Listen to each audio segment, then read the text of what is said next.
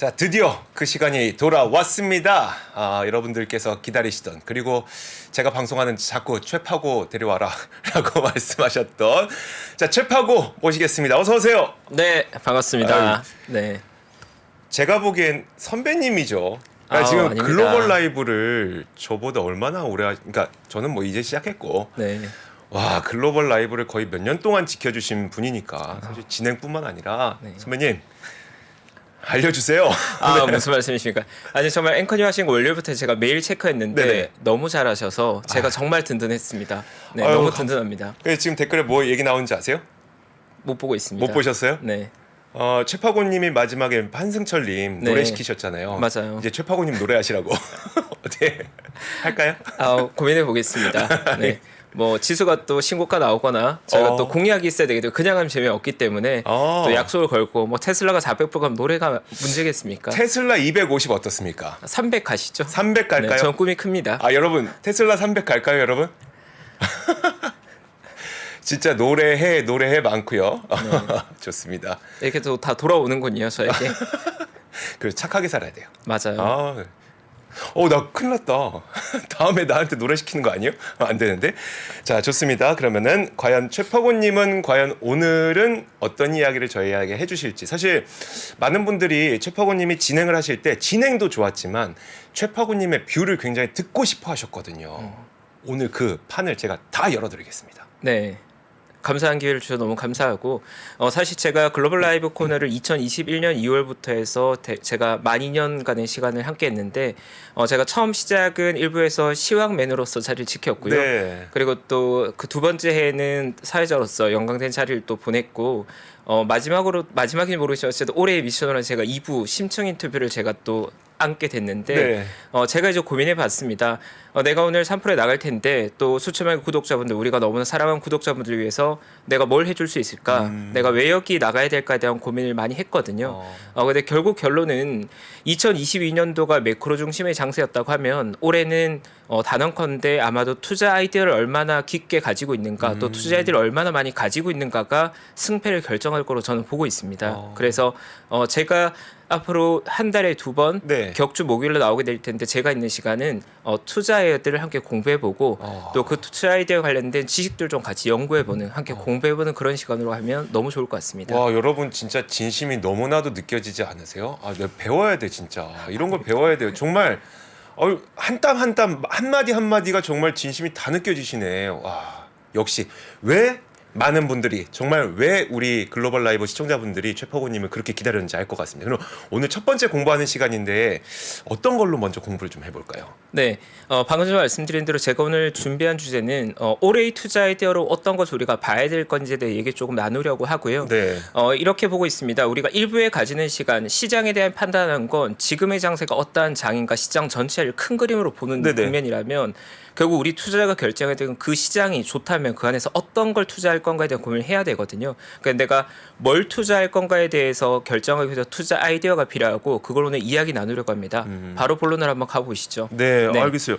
사실 저는 올해에 뭐라고 물어봤을 때 사실 할 말이 별로 없었어요. 그러니까 누가 물어봐더라도 그럼 올해는 뭐가 될 것 같아? 근데 오늘 답변을 주실 거죠? 맞습니다. 주시죠.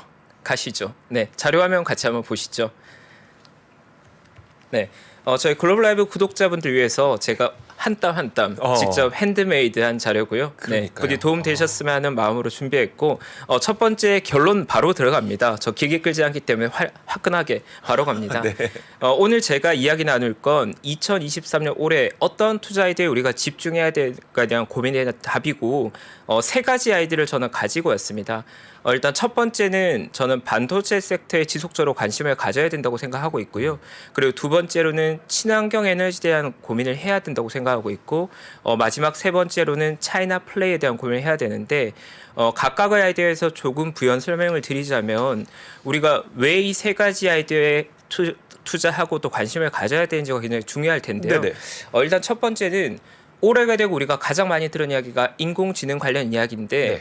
우리가 생각해 보면 전기차 시대가 개화한다는 이야기를 들었을 때 전기차를 만들어낸 완성차 업체들도 매력적인 투자 대상이지만 2차 배터리 업체들도 굉장히 매력적인 투자 대상이었거든요. 왜냐하면 완성차 업체들이 경쟁하는 과정에서 2차 전지에 대한 수요는 급증할 거고, 그러면 2차 전지를 만든 기업들은 어떤 기업이 최종 승자가 되든 무조건 수혜를 입는 거죠. 근데 그것처럼 인공지능 시대가 개화해서 마이크로소프트와 뭐 구글 그리고 애플이 경쟁하는 구도가 된다면 아마도 반도체 관련 수요는 늘어나게 될 거고, 우리가 봐야 될 건 의외로 그 승자보다도 반도체 기업들의 먹을거리가 더 많을 수 있다라고 생각하고 있습니다. 옛날에 골드러시 때, 캘리포니아 골드러시 때 가장 크게 돈 벌었던 두 개의 사업, 곡괭이, 그 다음에 청바지, 리바이스. 정확합니다. 그것처럼. 네, 저도 오늘 아하. 이 스토리를 떠올리면서 리바이스를 떠올렸는데 케미가 통했군요. 그러니까요. 네, 너무 좋습니다.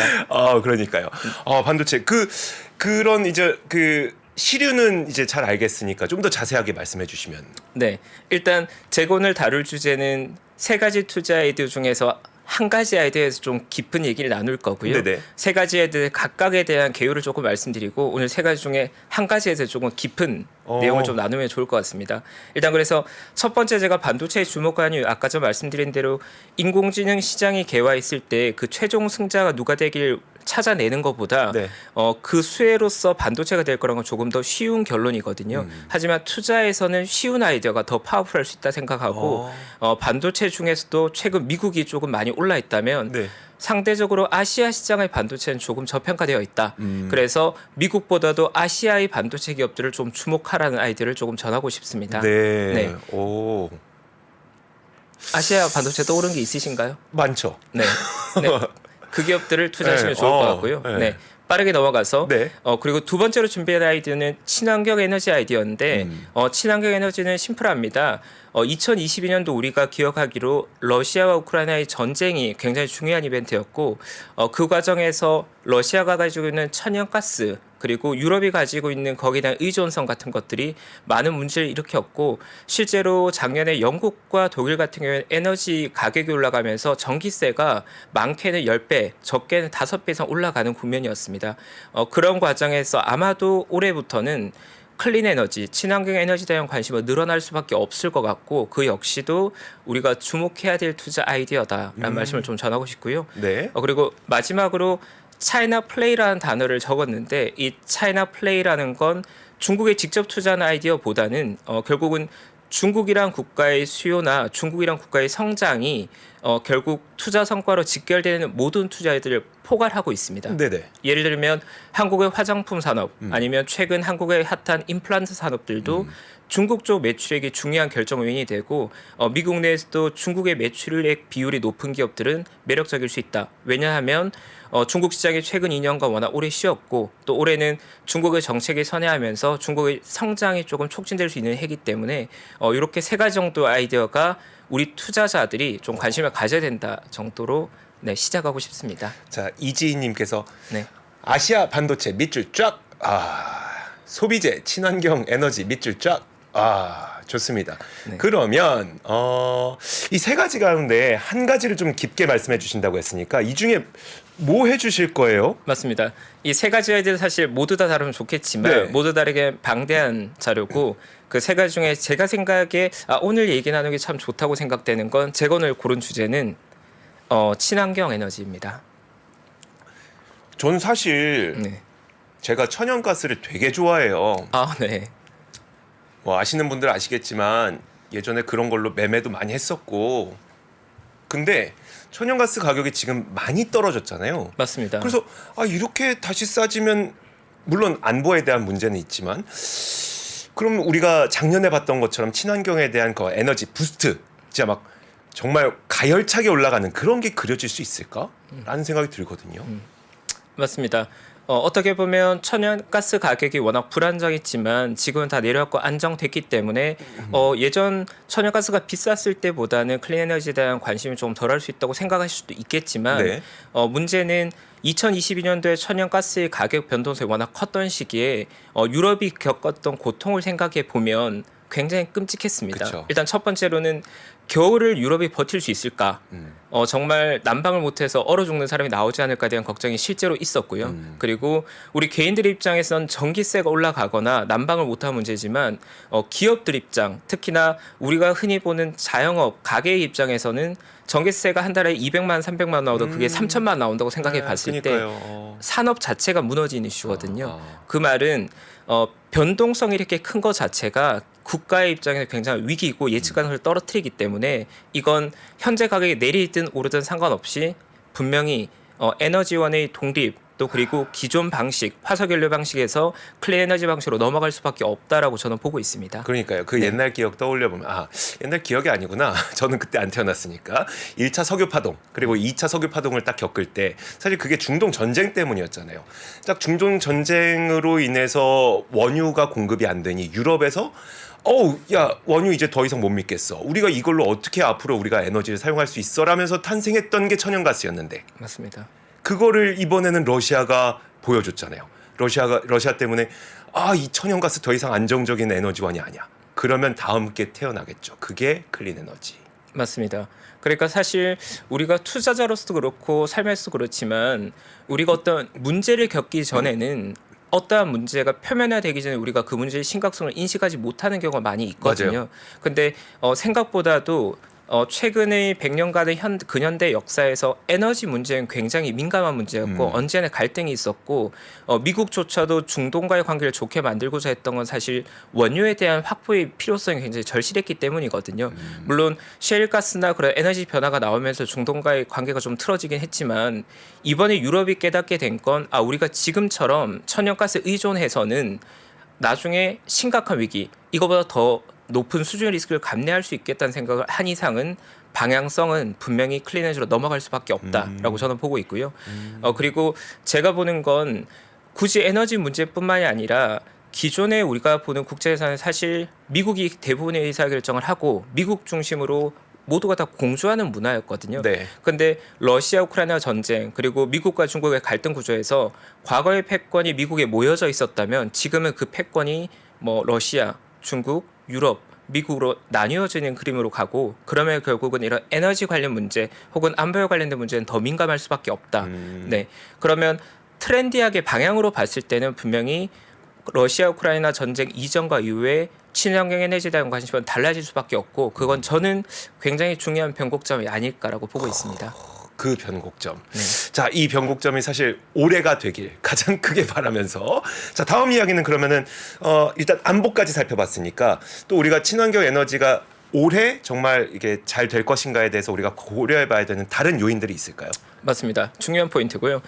사실 투자애들을 우리가 보기 위해서는 그 투자애들 관통하는 키가 뭔지를 우리가 봐야 하는데 제가 보고 있는 첫 번째 포인트는 방금 전 말씀드린 대로 이 에너지 문제가 과거엔 사실 기존의 화석연료를 친환경 연료로 대체하는 게 ESG 테마 같은 조금 뭐랄까 좀 이상적인 아이디어라고 구호를 하거나 네. 아니면 비용적인 문제로 생각했다면 지금은 그거보다는 조금 더 정치적으로 민감한 이슈가 됐다. 네. 그래서 친환경 에너지를 관통한 첫 번째 아이디어를 저는 에너지 안보, 네. 안보나 우리의 정치적인 이슈와 연관됐다고 저는 첫 번째로 보고 있고요.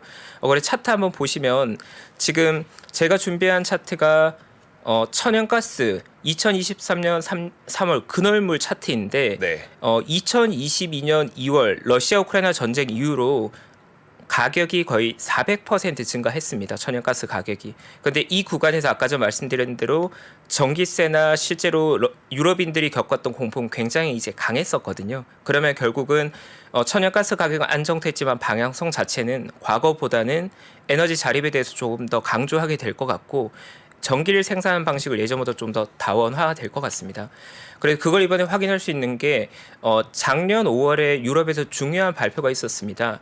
리파워 EU라고 해서 맞아요. 기존의 유럽에서는 2030년까지 이 친환경 에너지의 비율을 40%로 목표했는데 전쟁을 보고 천연가스 가격의 변동이 커지면서 그 목표를 45%로 상향했거든요. 그러면 방향성 자체가 기존에 가지고 있던 가이드라인을 더 가속화할 수 있다. 그래서 우리가 전쟁 이전에 비해서 전쟁 이후는 이 변화의 방향은 빨라지고 있다를 봐야 될 것 같고요.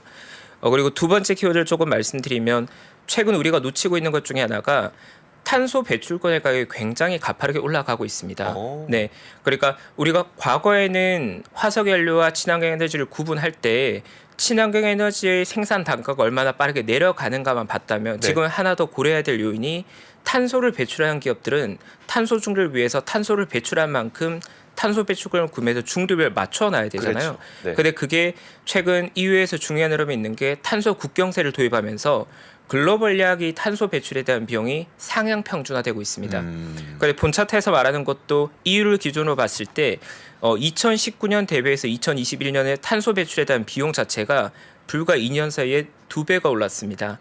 네. 그런데 이러한 높은 수준의 탄소 배출 가격을 유럽은 굉장히 높고 다른 국가들은 조금 낮았는데 네. EU가 탄소 국경세를 제대로 도입하게 되면 모든 국가들이 저 유럽 수준으로 높아지게 되는 문제가 생기는 거죠. 탄소 배출권, 그러니까 탄소 배출을 해서, 그러니까 어떤 국가가 탄소 배출을 해서, 아 우리 탄소 배출 너무 많았어. 아 배출권 좀 사야지. 엄청 비싸게 사야 되는 거네요. 맞습니다. 그래서 실제로 철강이나 비료 같은 탄소를 많이 배출하는 기업들은 탄소 부채라고 하는 문제가 굉장히 크게 산적해 있고 네. 그게 글로벌리하게 아마도 굉장히 부담되는 비용 문제가 될 것 같거든요. 네. 그러면 아까 전 말씀드린 에너지 안보 문제가 정치적인 이슈에 가깝다면 이 탄소 배출권은 사실 경제성에서 중요한 이슈라고 볼 수 있을 것 같습니다. 돈이 당장 내 지갑에서 나가는데 맞습니다. 이게 그럼 해야지. 네. 그럼 해야지. 네. 아. 앵커님 지금 아주 잘 따라오고 있습니다. 아 그래요? 아 그러니까 제가 못 따라갈까봐 좀 걱정 네. 많이 했었는데 지금 저희 친환경 에너지에 대해서 9살 어린아이가 이해할 수 있을 만큼 좀 쉽게 설명을 해주고 계셔서 아우. 바드보다 나은 것 같습니다. 감사합니다. 역시 최파고님. 네. 자 다음 키워드는 네. 뭘까요? 이 세 번째 키워드가 마지막 키워드고요. 그럼 많은 투자자분들 물어보시는 게 그럼 친환경에 가는 건 오케이. 클린 에너지가 될 건데 근데 클린 에너지도 종류가 너무 많다. 태양광도 있고 또 풍력도 있고 또 수력도 있고 또 어떤 곳에는 심지어 원자력도 일종 클린 에너지 일종으로 보는데 그 중에 우리가 봐야 될 건 뭔가에 대한 고민이 조금 필요한데 네. 개인적으로는 아마도 그 중에서 태양광이 이 클린 에너지에선 가장 중요한 지위를 가지게 될 것 같습니다. 이 부분에 대해서 우리가 조금 더 고민이 필요한데요. 우리가 생각해 보면 사실 수력 발전이라는 방식은 매우 환경적이긴 합니다. 뭐 그냥 댐 같은 걸 건설해서 거기에는 물을 활용해서 에너지를 만들어내는 굉장히 친환경적인 방식인데 문제는 그런 거대한 댐을 지을 수 있는 곳이 전 세계에 몇 곳이 없다는 거죠. 맞아요. 네, 지금 전 세계에서 가장 큰 수력댐은 브라질에 있고 두 번째로 큰 게 중국의 이제 산샤댐 같은 것들인데 그 정도로 큰 댐을 짓고 거대한 전기를 생산하는 시설은 전 세계에 매우 선택적이라서 이 수력 발전은 확장성이 사실 없다는 겁니다. 지형이 이제 도와줘야 되는 거죠. 네. 그래서 성장할 수가 없는 구조가 있고요. 굉장히 제한적이고 네. 반면에 풍력은 그거보다는 조금 자유롭습니다. 이제 부지가 확보되고 풍력 단지를 만들어내고 전기를 생산할 수 있는데 이것도 문제가 예로부터 풍력 단지가 발전 가능한 건 환경적으로 바람이 많아야 되거든요. 네. 그러니까 실제로 유럽의 경우에는 이 풍력 발전이 가능합니다. 기본으로 네덜란드를 떠올리면 우리가 풍차가 있는 것처럼 네네.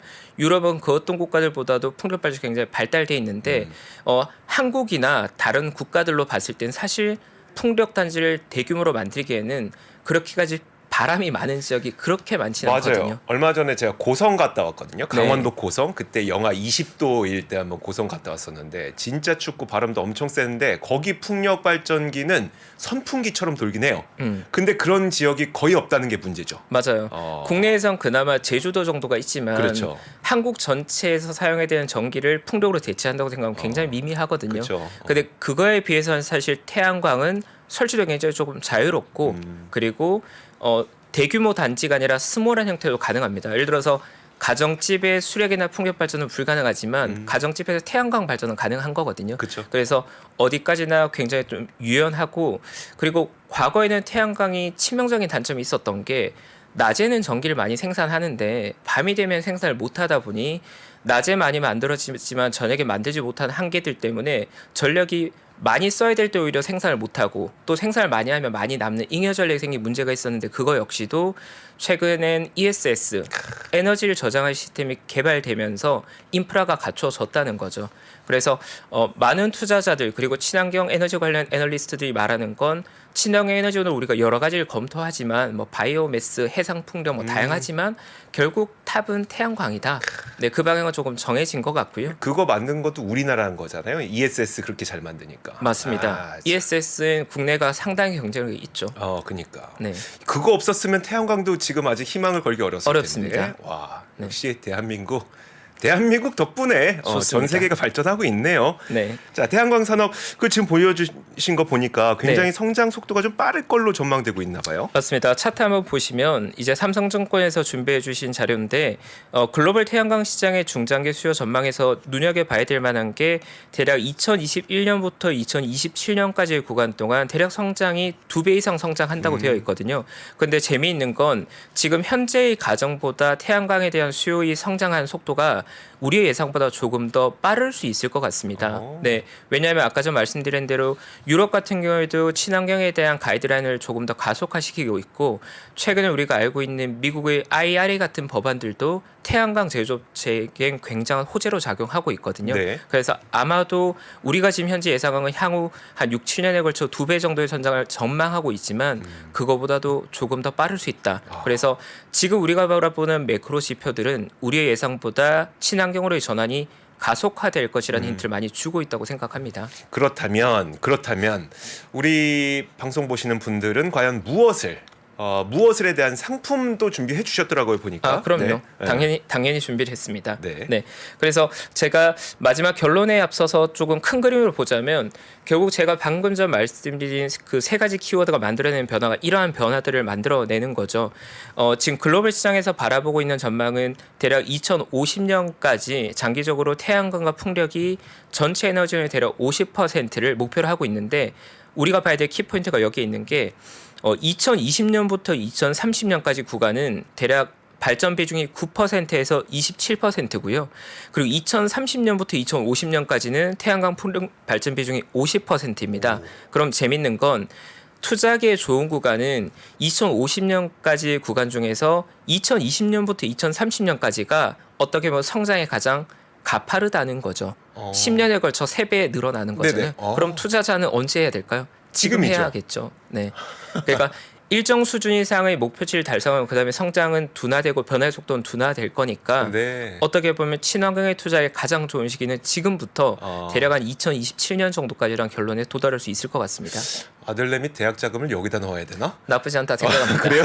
네, 좋은 아이디어라 생각합니다. 그럼 상품 말씀해 주세요. 상품. 네, 그래서 이러한 큰 그림들 대략 2030년까지 현재보다 대략 3배 이상의 높은 비중으로 에너지 발전을 친환경으로 넘어가게 되면 결국 투자자 뭘로 투자할 수 있을까? 그걸 볼 수 있는 게 예시로서 전 3가지 정도 ETF를 한번 준비해 봤습니다. 이제 친환경 에너지 투자한 ETF라고 하면 많이 익숙한 분들도 있으실 거고요. 그쵸. 조금 익숙하지 않은 분들도 있을 건데 저는 3가지의 조금 다른 색깔을 가진 투자처를 조금 준비해 봤습니다. 일단 첫 번째는 탄이라는 ETF인데 실제 국내 투자자들 중에 태양광에 관심 있는 분들은 많이 가지고 있는 ETF고요. 그리고 두 번째로 준비한 게 ICLN, 보통 친환경 산업에 투자한다고 할 때 가장 대표적인 ETF로 볼 수 있을 것 같고 마지막 ETF하고 조금 낯서실 것 같은데요. 글로벌엑스 차이나 클린 에너지라고 해서 중국의 친환경 에너지 기업들을 모아놓은 ETF입니다. 근데 제가 이렇게 3가지를 준비한 이유가 있는데요. 네.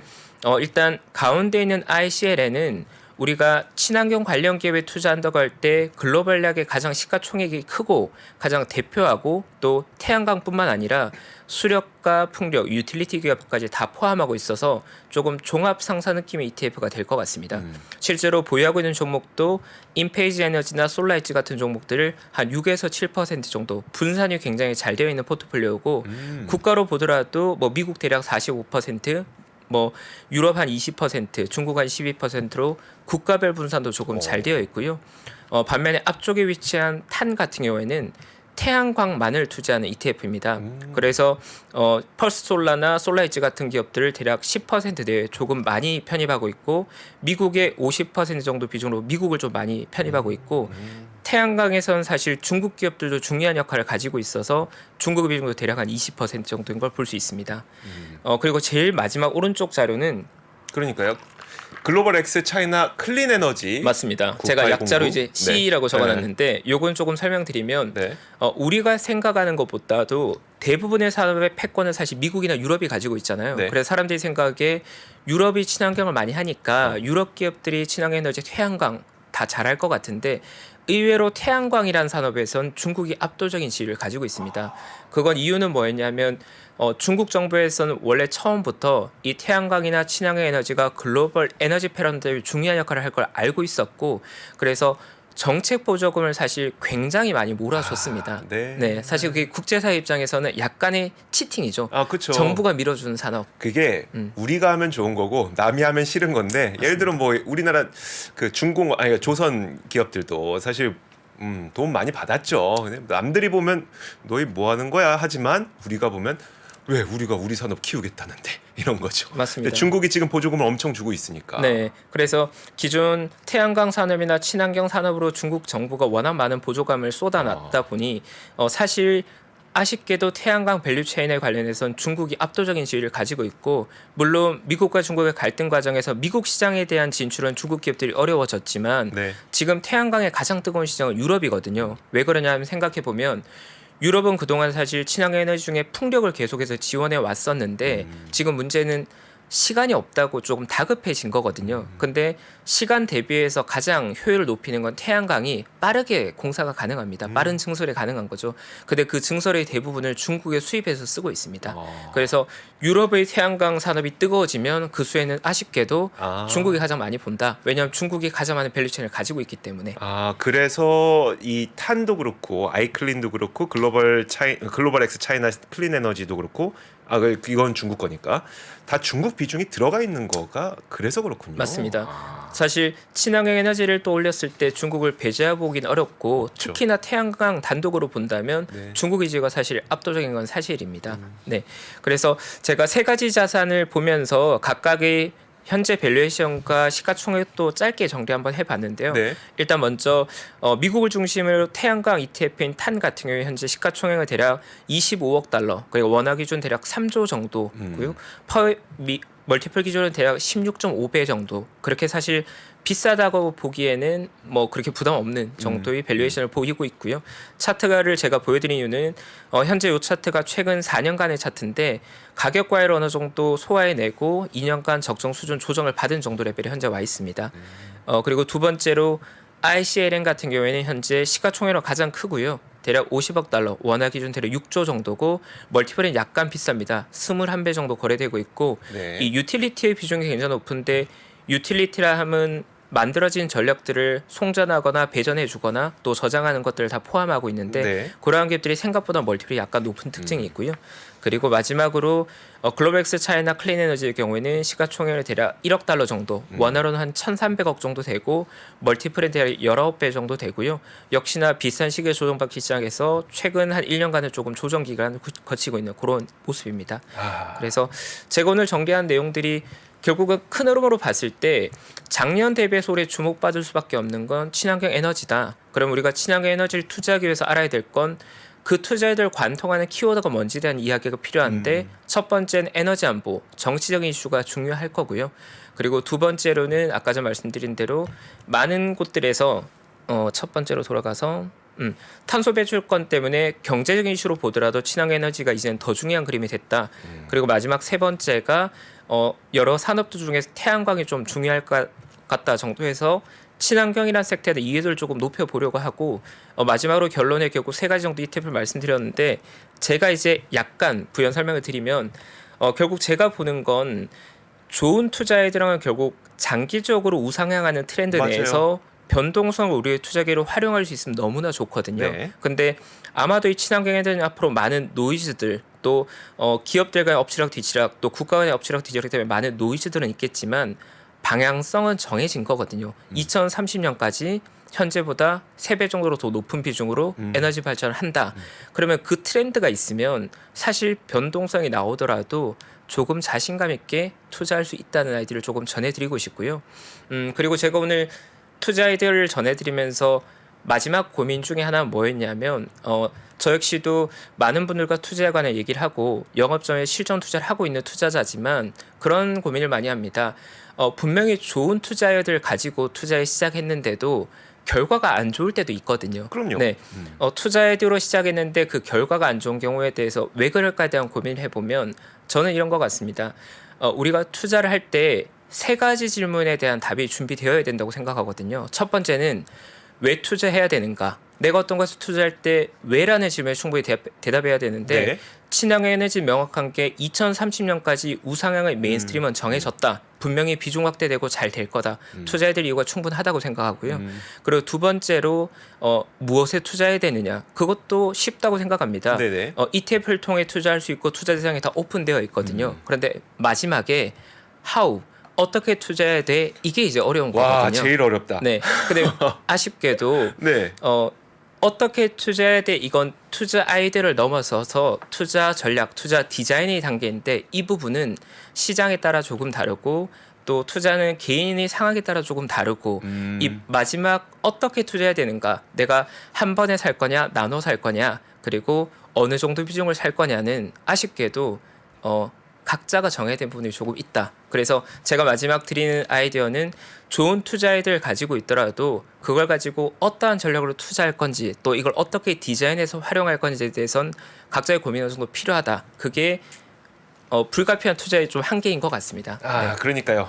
오늘 각자의 숙제가 약간 있다는 거죠. 그러니까요. 숙제를 주신 거죠? 맞습니다. 지금 뜬금없이 이제 공부하다가 자 다음 시간까지 숙제입니다. 숙제 네. 가져와. 여러분들께서는 어떻게 이것을 투자할 건지 방향은 맞지만 이걸 어떻게 투자할 것인지에 대해서 고민을 좀 해주시고 2주 뒤에 오실 거니까 혹시 기억나시면 그때 저희 댓글창에 올려주시면 저희가 그 내용 또 반영해서 최파고님하고 이야기를 나눠보도록 하겠습니다. 자, 최파고님 오늘 반응들이 진짜 오랜만에 공부했다. 좋습니다. 정말 감사드리고요. 2주 뒤에 뵙도록. 좀 더 일찍 나오시면 안 되나? 아닙니다. 안 제가 사실 1년간의 그 진행자적을 지키고 제 마음 같아 한 2달 쉬고 싶었는데 네, 많은 분들이 기다려 주신다고 해서 또 며칠 쉬지 못하고 왔기 때문에 네. 2주간 쉬고 또 좋은 아이디어로 또 찾아뵙겠습니다. 알겠습니다. 오늘은 여기서 보내드릴게요. 고맙습니다. 감사합니다. 장 시작 전부터 종료까지 쏟아지는 수많은 뉴스와 정보들. 이 중에서 어떤 것이 투자에 정말 도움이 되는 정보일까요? 3프로의 증시 셔터맨 박근영 마스터가 직접 정보를 선별하고 투자의 힌트를 드립니다. 시간도 아끼고 투자 아이디어도 얻는 시간, 박근영 부장의 마켓 힌트와 함께 하세요. 자세한 사항은 3프로TV 앱과 홈페이지를 확인하세요.